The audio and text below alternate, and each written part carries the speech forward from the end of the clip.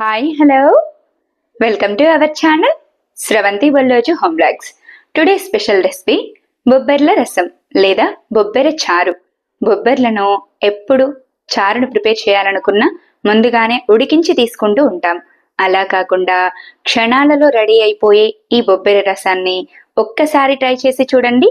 అంతేకాకుండా మీకు ఎప్పుడు బొబ్బెర చారు తినాలనిపిస్తే అప్పుడు ఈజీగా ప్రిపేర్ చేసుకునేలా ప్రీమిక్స్ పౌడర్ రెసిపీని చూపించబోతున్నాను. ఇలా గనక చేసి పెట్టుకున్నారంటే 2 నుంచి 3 నెలల పాటు నిల్వ ఉంటుంది. మరి ఇంకెందుకు ఆలస్యం, ఇన్స్టెంట్ గా బొబ్బెర చారుని ఎలా తయారు చేయాలో చూసేద్దామా? ముందుగా స్టవ్ వెలిగించి ప్యాన్ పెట్టుకొని బొబ్బెర్లను ఇసుక గాని పొట్టు గాని లేకుండా శుభ్రం చేసి తీసుకోండి. ఇలా తీసుకున్న బొబ్బెర్లను 1 కప్పు వరకు ప్యాన్ లోకి వేసుకొని స్టవ్ ని మీడియం ఫ్లేమ్ లోకి టర్న్ చేసుకొని కలుపుతూ మంచి గోల్డెన్ కలర్ వచ్చేంత వరకు ఫ్రై చేసుకోండి. మీరు నార్మల్గా సూపర్ మార్కెట్లలో బొబ్బెర్లను తీసుకొని ఉంటే అవి క్లీన్ చేయకుండా నీట్గానే ఉంటాయి. లేదా మీరు నార్మల్గా ఊళ్ళల్లో బొబ్బెర్లను పర్చేస్ చేసి తీసుకున్నారంటే ఇలా కాస్త పొట్టుగా అనిపిస్తాయి. కాబట్టి శుభ్రం చేసి ప్యాన్లోకి వేసుకోండి. ఇలా తీసుకున్న బొబ్బెర్లను మంచి గోల్డెన్ కలర్ వచ్చేంత వరకు కలుపుతూ ఫ్రై చేసుకోండి.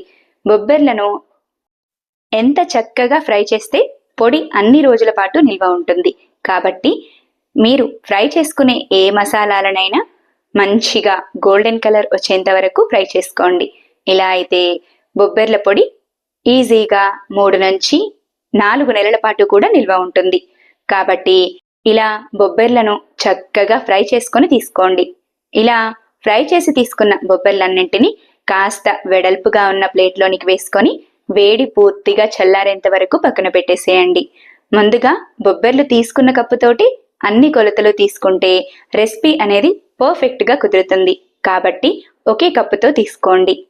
తర్వాత 1/2 కప్పు వరకు మినపగుళ్ళు.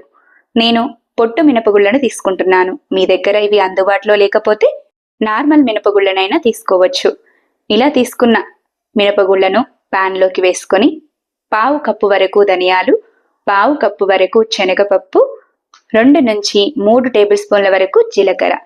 ఇలా తీసుకున్న జీలకర్ర పప్పులన్నింటినీ ప్యాన్ లోకి వేసుకున్న తర్వాత 2 నుంచి 3 టేబుల్ స్పూన్ల వరకు మిరియాలను కూడా ప్యాన్ లోకి వేసుకోండి.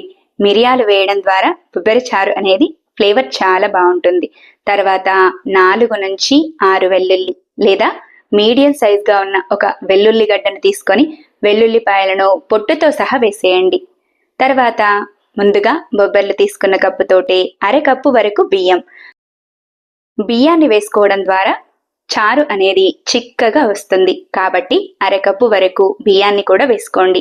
తర్వాత కారానికి సరిపడా ఎండుమిర్చి లేదా 6 నుంచి 12 వరకు ఎండుమిర్చిని వేసుకొని పప్పులన్నీ మంచి గోల్డెన్ కలర్ వచ్చేంత వరకు కలుపుతూ ఫ్రై చేసుకోండి. ముందుగా చెప్పిన విధంగానే బియ్యం పప్పులు అన్నీ చక్కగా ఫ్రై అయ్యేంత వరకు స్టవ్ ని మీడియం ఫ్లేమ్ లో ఉంచి కలుపుతూ ఫ్రై చేసుకోండి. పప్పులన్నీ చక్కగా ఫ్రై అయిన తర్వాత శుభ్రంగా కడిగి వాటర్ చుక్క అనేది లేకుండా పొడిగా ఆరబెట్టి తీసుకున్న కరివేపాకు, ఇది కూడా 1 కప్పు వరకు వేసుకోండి.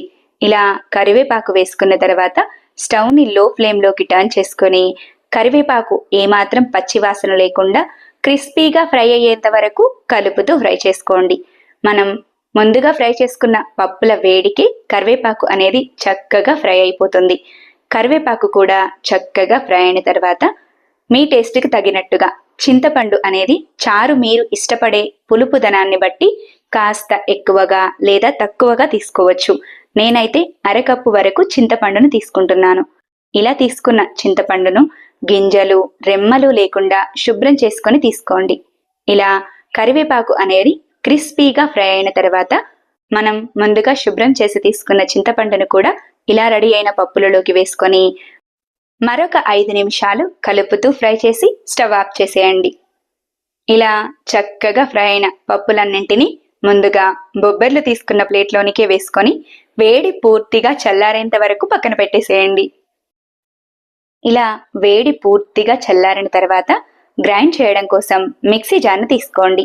పప్పులన్నీ వేడి పూర్తిగా చల్లారిన తర్వాత మాత్రమే గ్రైండ్ చేసుకుంటే ముద్దలా అవ్వకుండా పొడి పొడిగా వస్తుంది. కాబట్టి పూర్తిగా చల్లారిన తర్వాత మాత్రమే ముందుగా ఫ్రై చేసి తీసుకున్న మసాలాలన్నింటినీ మిక్సీ జార్లోకి వేసుకొని మిక్సీ జార్పై మూతను పెట్టి మెత్తని పౌడర్లా కాకుండా కాస్త రవ్వగా వచ్చేలా గ్రైండ్ చేసుకొని తీసుకోండి. ఇలా చక్కగా గ్రైండ్ చేసుకున్న పప్పుల పొడిలోనికి 2 నుంచి 3 టేబుల్ స్పూన్ల వరకు పసుపును వేసుకోండి.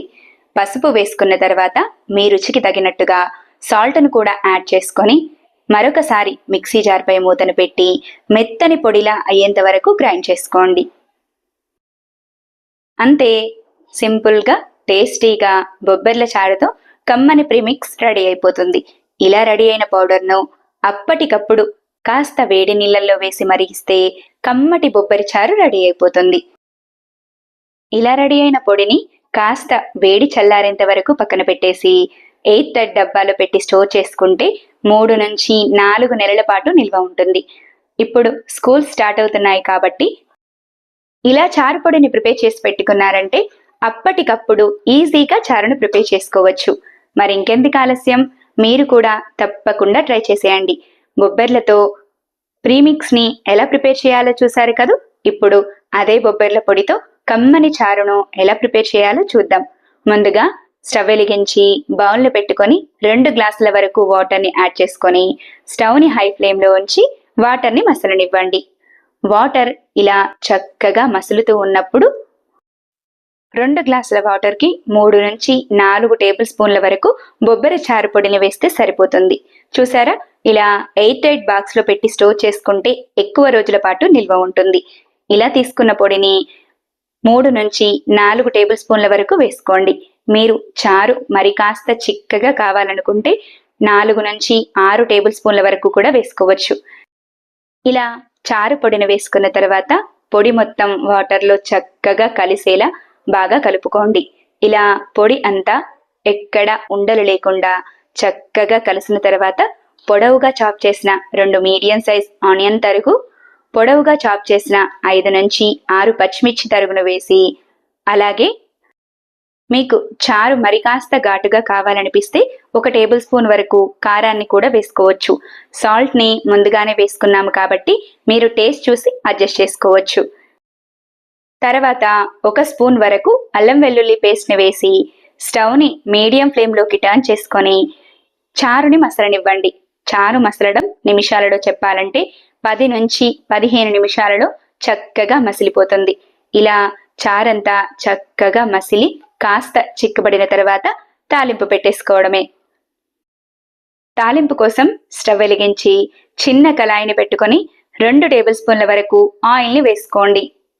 ఆయిల్ చక్కగా హీట్ అయిన తర్వాత 2 నుంచి 3 టేబుల్ స్పూన్ల వరకు పోపు దినుసులు అంటే 1/2 టీ స్పూన్ జీలకర్ర, 1/2 టీ స్పూన్ ఆవాలు, 1/2 టీ స్పూన్ శనగపప్పు, 1/2 టీ స్పూన్ మినప్పప్పు. పోపు దినుసులను వేసుకున్న తర్వాత 3 నుంచి 4 దంచిన ఎండుమిర్చి, కచ్చా పచ్చగా దంచిన 4 వెల్లుల్లి, 3 నుంచి 4 రెమ్మల కరివేపాకును వేసుకొని కరివేపాకు కాస్త చిటపటలాడేంత వరకు కలుపుతూ ఫ్రై చేసుకోండి. కరివేపాకు అనేది చక్కగా ఫ్రై అయిన తర్వాత ముందుగా ప్రిపేర్ చేసి పెట్టుకున్న బొబ్బరి చారులోనికి వేసేయండి. సింపుల్గా టేస్టీగా ప్రీమిక్స్తో కమ్మని చారును ఎలా ప్రిపేర్ చేయాలో చూసారు కదూ. నా వీడియో కనుక మీకు నచ్చినట్టయితే లైక్ చేయండి. ఇలాంటి మరెన్నో ఇంట్రెస్టింగ్, టేస్టీ, హెల్దీ రెసిపీస్ కోసం నా ఛానల్ని సబ్స్క్రైబ్ చేయండి. ఈ బొబ్బరి చారును మీరు కూడా తప్పకుండా ట్రై చేసి ఎలా వచ్చిందో కామెంట్ చేయండి. Thanks for watching. Wait for new recipe daily 6 AM.